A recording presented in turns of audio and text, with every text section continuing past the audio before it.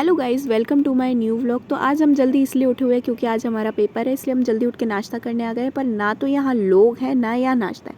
आधे घंटे वेट करने के बाद हमें नाश्ता मिला। नाश्ते में पोहे थे, तो अभी हमें जलेबी नहीं मिली है। जलेबी के लिए हमने भरी कतार में लगे रहे, उसके बाद हमें जलेबी मिली। दीदी को अरे अरे इनको भी मिल गई है। अरे अरे मिल गई जलेबी मिल गई है। फिर हम रेडी शेडी होके शेड पे चले गए थे और पढ़ाई करने के लिए एग्ज़ाम देने चले गए थे। एग्ज़ाम के निकलने के बाद हम कैंटीन चले गए थे। कैंटीन में मैंने लस्सी पी। उसके बाद हम डिपार्टमेंट चले गए थे क्योंकि यहाँ पर इंटरनल था। इंटरनल दिया हमने। इंटरनल दे के मैं वापस रूम पे आ गई थी। इस भरी दोपहरिया में बहू बन के ही धूप में आना पड़ता है। उसके बाद रूम पे आके सो गई थी। सो के उठी तो सीधा मैस चली गई। मैस में चाउमीन थी, चाउमीन खाई, चाय पी। उसके बाद आके वापस सो गई थी।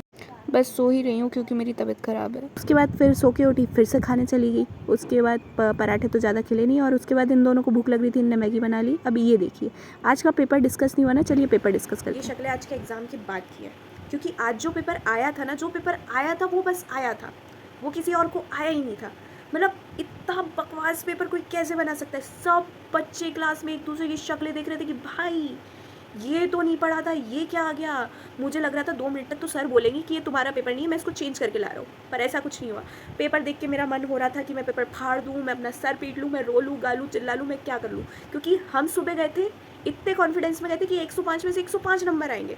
पर अभी की करंट कंडीशन में 5 नंबर आने के लाले पड़े हुए हैं हमारे। मतलब टीचर ने क्या सोच के पेपर बनाया था कि बच्चों को मार डालो, बच्चों की मौत कर दो पेपर से। एक तो इतनी गर्मी, जहाँ मैं बैठी हूँ ऊपर पंखे नहीं है, आधे टाइम में अपने एडमिट कार्ड से अपनी हवा कर रही होती हूँ।